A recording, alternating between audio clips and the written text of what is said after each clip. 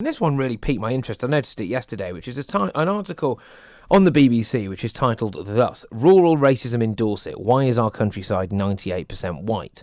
And it just got me thinking, really, because, when you look at, like, I don't know, rural Pakistan, for example, what does that look like? What's the demographic there? When you look at rural Nigeria, what's the demographic like there? Does it mean that in some way our countryside is racist simply because 98% of people who live there, apparently, according to these facts and figures, are right? On the line to discuss this with me now is Rakin Niass from Save Our Boyz, which is an organisation steering young men away from knife and gun crime. Thank you very much for joining us, Rakin. Great to have you on board. I suppose first and foremost, do you feel like our countryside is racist? I think that's quite there's multiple layers. I wouldn't say racist. I would say more prejudice. Okay, and the reason why I say more prejudice is because, for example, if you're living in an area and everybody else is white, then your views of people of color, you're going to get it from the media. This is where you're going to get your views from. It's going to come from the media, what you see on the TV, and so especially if you haven't got any, black or Asian friends and stuff, that's how you're going to pick you're going to look at the stereotypes, and that's what you're going to feel like black people are. So of course, it's because the countryside are majority white, so they don't actually interact with people of color.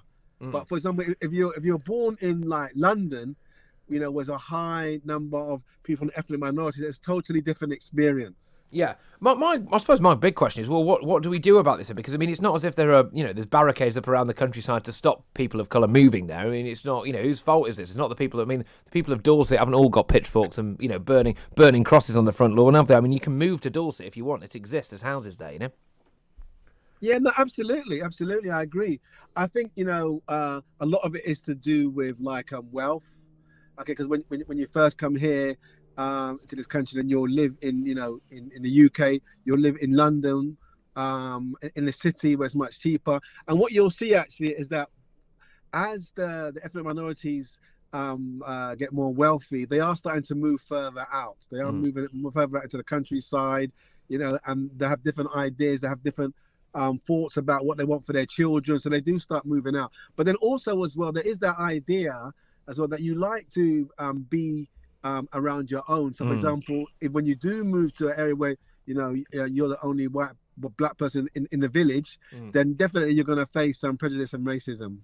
I absolutely look. I do buy that in the sense that I think that I can fully understand why. I think it's just as a matter of course, if every single person in an area is white and then there's one black family that moves in, why, whether or not there is any racism, because it depends on the specific situation, doesn't it? I can understand why there would be a sense of other, the black family may feel uncomfortable being or I don't know what the word is, less at ease, I suppose, I don't know, by virtue of being the only black family there. I completely get that. I absolutely completely get that. I think that for me though, I don't know if it helps the situation by, which I appreciate you've not done, but the BBC has, lobbing out the phrase of essentially why is our rural race. Just because 98% of people in Dorset are white doesn't make them all racist. You know what I mean?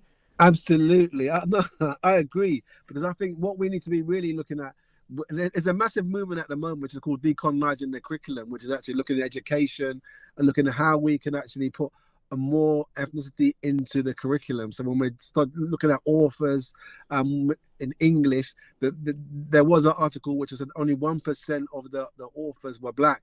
When now we have a lot of black British authors who are doing great things, and we can read about them and learn about their stories. So we've in the UK, things are changing, because after George Floyd, what we're seeing now is that there's different stories that need to be told. And for example, even as for young black boys, like like me, I've got a son who is completely different than all of the stereotypes out there. He's just gonna in 1 year's time he'd graduate as a doctor. So you can see it's totally different than a lot of the stereotypes. And there are a lot of brilliant young black boys doing great things, but I think it's going back to, like, we have a lot of stereotypes that need to be broken. Actually, I'm really happy at the moment. England are playing tomorrow. I want England to win. I'm saying Sterling's doing a fantastic job. I'm really proud of him. Okay, and so I think actually this British team, right, is doing a lot to break down a lot of the barriers of racism. Well, absolutely. Well, it certainly seems that way. I think, regardless of whether or not they're doing anything to break down barriers of racism, they're certainly doing a lot to unite the nation. Absolutely, you know, 100%. Without a shadow of a doubt. I mean, look, we've needed it. We've been ripping ourselves to pieces, and we've also had a shocking year and a half as well with the coronavirus. But you know, we had the Brexit referendum, and obviously, look, I get there's, you know, completely, well, by definition, there's two sides to that, isn't there? And you know, it was a very divisive thing, and always we've been ripping ourselves to pieces as a nation. And look, I just want to get your take on, or just moving back to the racism element, which is that when I see things like this, rural racism in Dorset, why is our countryside 98% white?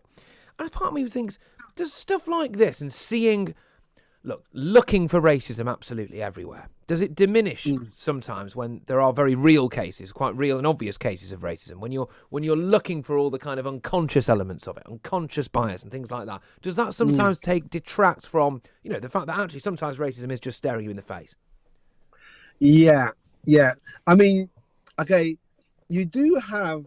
I mean, there are, you know, like some white people who don't want to live with people of different colours. So we do have that element, and we have the idea of like white fright, or white flight, and that's the idea. So, for example, there's a lot of areas in London that were actually white, because, you know, when I was growing up, you know, the areas like in East London, a lot of them, you know, were white areas, and then because when certain white people, they want to live by themselves, so they just move out. Okay, so there is that issue, and so because of that, so then sometimes if you grow up in a multicultural area, like for example, like, you know, Ladbroke Grove or any area in London, when you move out, you know, to some of those like Dorset area like that, there will be some white people that be like, "What are you doing here? We don't want you here." There is that element, but we can't, the same way how we can't brush all of black people the same, we can't do the same with white people as well. Yeah.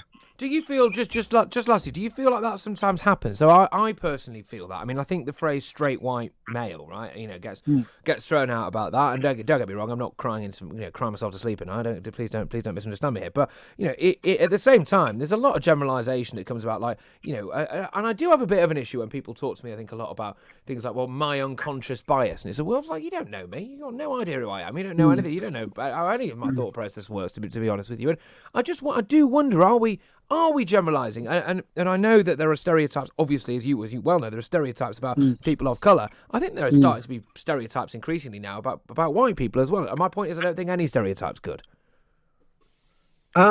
Yes, I agree. Yeah, that all stereotypes are not good. Because, for example, like, okay, yes, we know about the racism, we know, you know, issues around slavery, this and that, yes. But then every time, okay, there's always been a proportion of white people that actually have been fighting against racism.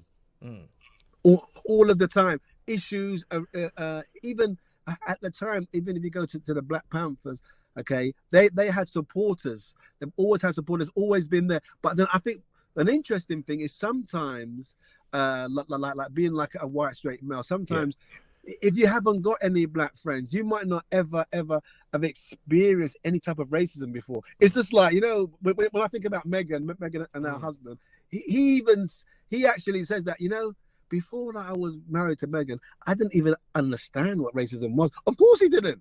Why would he? You know? Well, I mean, he certainly didn't. I mean, that might explain that uniform that he wore at that party. I mean, anyone who's got a grasp of racism probably doesn't wear that to a party. But Rakin, thank you very much.